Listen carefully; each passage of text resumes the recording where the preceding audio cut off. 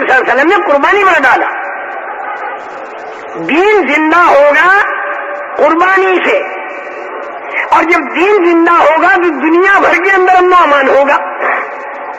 یہ ساری پریشانی بے دینی کی بنیاد پر ہے. اگر دینداری آ جائے تو ساری پریشانیاں خدا دنیا کی بھی ختم کرے گا. برکتوں کا آنا, دلوں میں چین کا آنا, یہ سارا دینداری کی بنیاد پر ہوگا.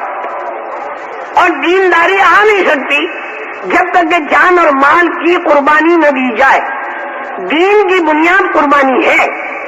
لوگوں کے ذہن میں دور فاروق ہی رہتا ہے کہ صاحب انہوں نے مال دیا, کسی کے 5,000, کسی کو 10,000, کسی کو 12,000 مال دیا. میرے محترم دوستو, دور فاروقی جو ہے یہ پھلوں کا زمانہ ہے, اور دور نبوی اور دور صدیقی یہ جڑ بنیاد کا زمانہ ہے. جڑ بنیاد کا زمانہ. جڑ بنیاد کے زمانے میں مال کو بنیاد بنا کر دین کا کام نہیں کیا, قربانیوں پر کھڑا کیا. حضرت عمر کے زمانے میں تو ملک اور مال آیا, اور اتنا آیا جس کی کوئی حد نہیں. اب انہوں نے بیٹھ کر یہ مشورہ کیا جس کا کرنا کیا, وہ مشورے سے ترتیب قائم کر دی. مال دے کر دین کا کام نہیں کرایا, بلکہ دین کا کام قربانیوں سے کرنے پر مال آیا تو اس کی تقسیم کر دی حضرت عمر نے. یہ بہت بڑا مغالطہ پوری دنیا میں لگتا ہے. حضرت عمر کا جو دور ہے یہ دور نمونہ اس وقت بنے گا جب دین چل پڑے. دین کو اگر چلانا ہے تو دور نبوی اور دور صدیقی نمونہ بنے گا. دین کے جڑ بنیاد کا دور نبوی, دور صدیقی. ذہن میں آپ کے یہ ہوگا کہ مال تھا ہی نہیں تو دیتے کیسے, یہ کہنا بھی غلط ہے. اللہ کی طرف سے پیشکش ہے رسول پاک صلی اللہ علیہ وسلم کو, اگر چاہو تو پہاڑوں کو سونا, چاندی اور ہیرا بنا دے. بہت آسان تھا. سونا چاندی کاٹ کاٹ کے دیتے, لوگ دین کا کام کرتے. لیکن حضور اکرم صلی اللہ علیہ وسلم سے منظور نہیں کیا. ایک دن کھانا ملے گا, کھا کر دین کا کام کروں گا, دوسرے دن بھوکا رہ کر دین کا کام کروں گا, اس کا انکار کر دیا. حالانکہ پیشکش اللہ کی طرف سے ہے. اللہ جب بتا دے رہے تو حلال کا ہی ہے نا, اللہ حرام کو تو نہیں دیں گے. انکار کر دیا. اس لیے کہ رسول پاک صلی اللہ علیہ وسلم یہ بنیاد قائم فرما رہے ہیں قیامت تک کے لیے کہ اگر یہ سونا چاندی بن جاتا, اس کے ٹکڑے کاٹ کر لوگوں کو دے کر دین کا کام لیا جاتا, تو پھر لوگ دین کا کام سونے چاندی کے لیے کرتے, اللہ کے لیے نہ کرتے. تو دین میں دین پناہ نہ آتا, اور دین میں اتنی طاقت نہ آتی جس کے سامنے قیصر اور کسریٰ کی طاقتیں زیر ہوئی. یہ دین میں جو اتنی طاقت آتی ہے یہ اللہ کی نسبت سے آتی ہے. اگر سونا چاندی دے کر کام دین کا کرایا تو لوگ سونے چاندی کے لیے دین کا کام کریں گے, اللہ کے لیے دین کا کام نہیں کریں گے. تو دین کے کام میں طاقت دی رہے گی. اس بنا پر حضور اکرم صلی اللہ علیہ وسلم نے فاقوں پر اور تنگی ترشیوں پر صحابہ کو کام کرنے کے لیے کھڑا کیا. قانونی طور پر کسی کو کچھ دینا طے نہیں تھا, ضابطہ نہیں تھا. اخلاقی طور پر اگر کسی تنگدست کی تنگدستی دور کی جائے, اللہ کے راستے میں جا رہے ایک آدمی تو مال والوں کی بنیاد پر نہیں جا رہا, انہوں نے میں تو فاقہ برداشت کروں گا, دین کا تقاضا پورا کروں گا. 7 سفر ٹڈیاں کھا کر کرنے پڑے تو صحابہ نہیں کیے, پتے چاپ کر انہوں نے دین کا کام کیا. ان کا دین کا کام اثر ہے. کسی غریب کا ذہن مالدار کے مال کی طرف نہیں جاتا تھا. ہر غریب کا ذہن یہ تھا کہ جب خدا کہتا اپنی جان اور اپنا مال, تو بھائی میرے پاس مال نہیں ہے تو میں پتے چاپ کر دین کا کام کروں گا, دین کا تقاضا نہیں چھوڑوں گا. اس غریب کو کھلانا یہ ضابطے میں نہیں تھا, لیکن مالدار اخلاق والا تھا. اس لیے اس نے کہہ دیا کہ جب تک میرے پاس کھانا ہے میں تو ساتھ میں کھائیں گے, اور جب میرا کھانا ختم ہو جائے تو پتے چاپنا میرا اور تیرا ساتھ میں ہوگا, میں اور تو ساتھ میں پتے چاپیں گے. یہ اخلاق کے خلاف ہے کہ ہم تو کھانے کھانا اور تو چاہے پتے نہ. تو اخلاقی طور پر دینا, اس میں تو پوری سیرت آپ کو ملے گی. اور پورا قرآن و حدیث آپ کو ملے گا، انفقو انفقو انفقو، خرچ کرو خرچ کرو خرچ کرو، لیکن قانونی طور پر تو زکات ہی فرض ہے۔ دیکھیں ایک بات میری سمجھیں، پورے قرآن میں، حدیث میں، پوری سیرت میں آپ کو دو باتیں ملیں گی۔ کچھ احکامات تو وہ ملیں گے جو قانونی ہیں، کچھ احکامات وہ ملیں گے جو اخلاقی ہیں۔ قانونی احکامات کو آج کل کی اصطلاح میں سمجھو فتویٰ، اور اخلاقی احکامات کو آج کل کی اصطلاح میں سمجھو تقویٰ۔ ایک ہوتا ہے فتویٰ، ایک ہوتا ہے تقویٰ، ایک ہوتے ہے بارڈر یعنی حدود شریعت، اور ایک ہوتا ہے مزاج شریعت۔ شریعت کا مزاج جو ہے وہ سادگی ہے، بالکل شریعت کا جو مزاج ہے، تقوی کی لائن کا مزاج ہے، اخلاق کی لائن کا مزاج ہے۔ دنیا کے اندر جو دین پھیلے گا وہ اخلاق سے پھیلے گا، فتویٰ تو حدود کو بتائے گا۔ حضرت عمر فاروق رضی اللہ تعالیٰ عنہ کے زمانے میں باوجود کہ مال بے انتہا آیا، لیکن حضرت عمر نے سادگی پر سب کو باقی رکھا۔ پورے مدینے میں پکا مکان بننے نہیں دیا، کھانا کپڑا شادی سب کو سادہ رکھا، یہاں تک کہ بیٹے نے دعوت کی اور گوشت میں گھی ڈالا۔ حضرت عمر نے کہا میں نہیں کھاؤں گا، 2 سالن جمع ہو گئے، 2 سالن ہوں گے تو عمر نہیں ہوگا، انکار کر دیا۔ صدیق اکبر نے پانی مانگا، شہد ملا کر دیا گیا، تو حضرت صدیق رونے لگے کہ جب پانی سے ضرورت پوری ہوتی ہے تو شہد کو کیوں ملایا؟ یہ تھی وہ تقوی والی لائن، یہ تھا وہ مزاج شریعت۔ دین کے کام میں لگنے سے پہلے جون سی سادگی رسول پاک صلی اللہ علیہ وسلم کے دور میں تھی وہ مطلوب ہے جب دنیا قدموں پر آ جائے تب بھی۔ یہ حضرت عمر نے بتا دیا۔ حضرت عمر حرام نہیں سمجھتے تھے، ایک دسترخوان پر 4 سالن جمع ہو تو حضرت عمر سے حرام نہیں سمجھتے تھے، حضرت صدیق بھی حرام نہیں سمجھتے تھے، ورنہ تو قرآن کے خلاف ہوگا۔ لما تحرم ما احل اللہ لک، ارے جس کو اللہ نے حلال کیا اسے آپ کون حرام کرنے والے؟ اللہ کے نبی تک کو جب منع کر دیا تو خلفائے راشدین کسی حلال کو حرام تھوڑی کہیں گے، لیکن حرام کی حدود سے نکل کر حلال کی بارڈر پر آ جانا یہ اس کے لیے تو مناسب ہے جو حرام میں ہو، لیکن جو پہلے سے حلال میں ہو وہ حلال کی بارڈر سے ہٹ کر درمیان میں آ جائے، فتوے سے ہٹ کر تقوی کی طرف آ جائے، درمیان میں رہے گا تو حرام کے اندر مبتلا ہونے کا خطرہ نہیں ہوگا، اور اگر حلال کے بارڈر پر رہا تو خطرہ ہے کہ کہیں پار کر کے حرام کے بارڈر میں نہ چلا جائے۔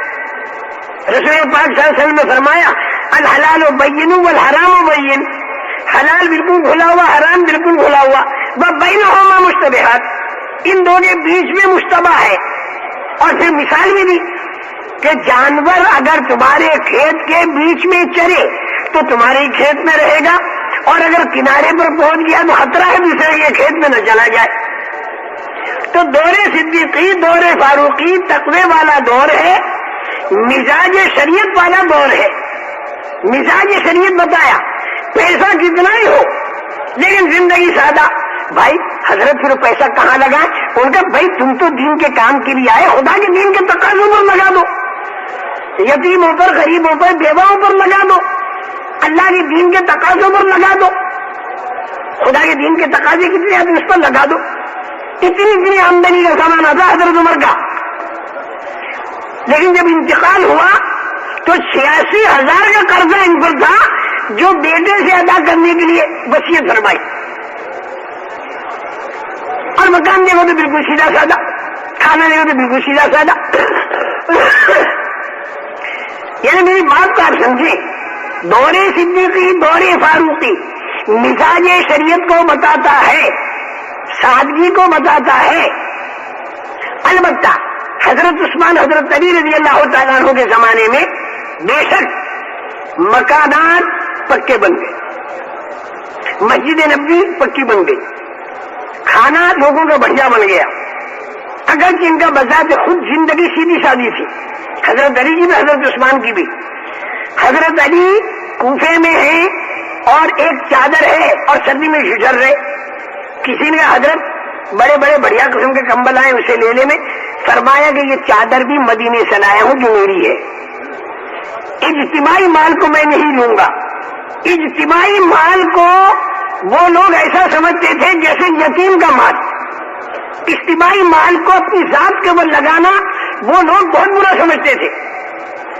حضرت عمر کی ایک بچی حضرت عمر کے سامنے آئی, ہل رہی تھی, بڑی کمزور. پوچھا یہ کس کی ہے؟ تو صاحب زادے نے کہا حضرت آپ ہی کی تو ہے. ارے ایسی کیوں بن گئی؟ بالکل دبلی پتلی, بالکل گر رہی. کہا آپ ہی کی وجہ سے بن رہی, اس لیے کہ آپ بہت تنگی کے ساتھ خرچ دیا کرتے ہیں اس لیے بن گئی. تو حضرت عمر نے فرمایا کہ تیری کمائی سے اس کا علاج کرا, تیری کمائی سے اس کو کھانا کھلا, تو اس کے انتظار میں مت رہ, اجتماعی مال میں سے میں تیرے کو دوں گا. منع کر دیا. اجتماعی مال کو تو حضرت عمر کہتے تھے بیت المال کا جو اجتماعی مال ہے وہ تو یتیم کے مال کی طرح سے ہے. ارے کوئی یتیم بچہ ہو, اس کا بڑا لمبا چوڑا کاروبار پھیلا ہوا ہو, اگر کوئی آدمی اس کی خیر خبر لیتا ہے, اگر خود کھاتا پیتا ہے تو اس میں سے کچھ نہ لے, اور اگر پھر خود بھی کمزور ہے, محتاج ہے, تو بقدر ضرورت لے لے. تو اجتماعی مال میں سے تو بقدر ضرورت لینے کی اجازت ہے, اور بھائی جس کو نہیں ہے, جس کو ضرورت وہ نہ لے. یہ حضرت عمر کا ذہن تھا, اسے یتیم کا مال قرار دیتے تھے.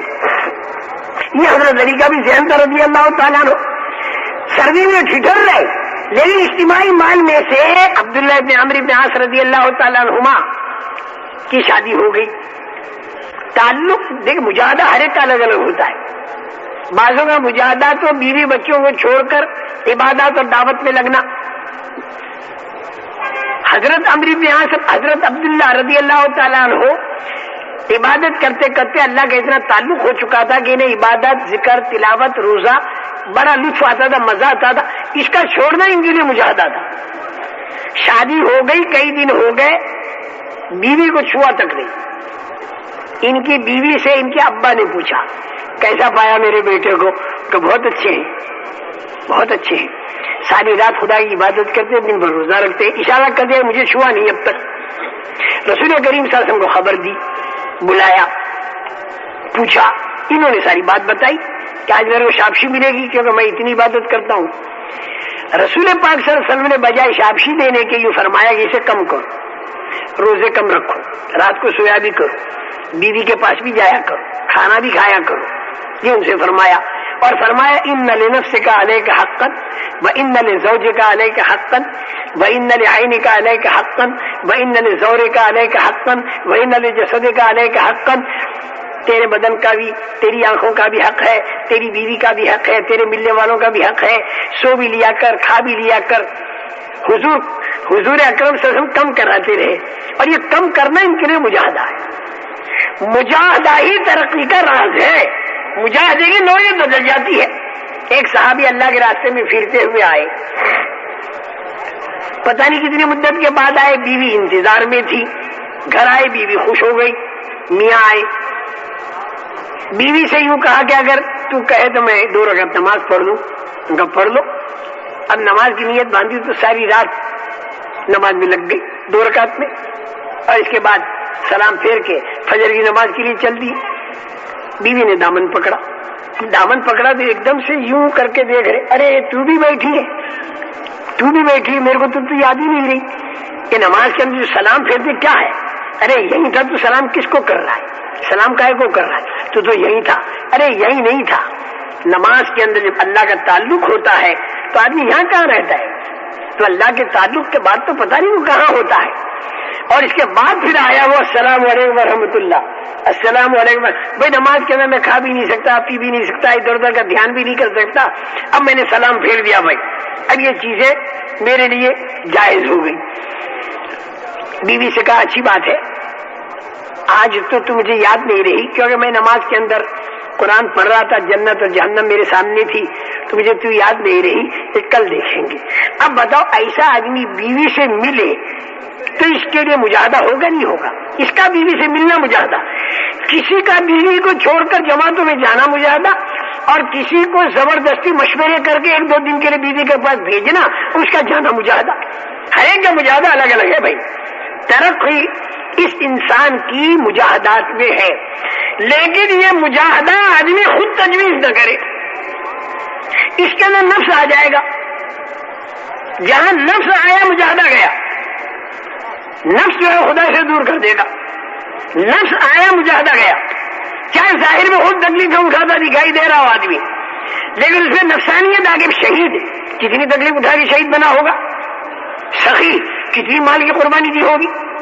قاری زندگی میں کتنی قرآن کی خدمت کی ہوگی. ساری قربانیاں ہیں, لیکن ان قربانیوں اور مجاہدوں کے اندر نفس آیا تو اند اللہ مجاہدہ لے. والذین جاہدوا فینا, اللہ کی نسبت پر مجاہدہ ہے تو وہ اللہ سے ملائے گا.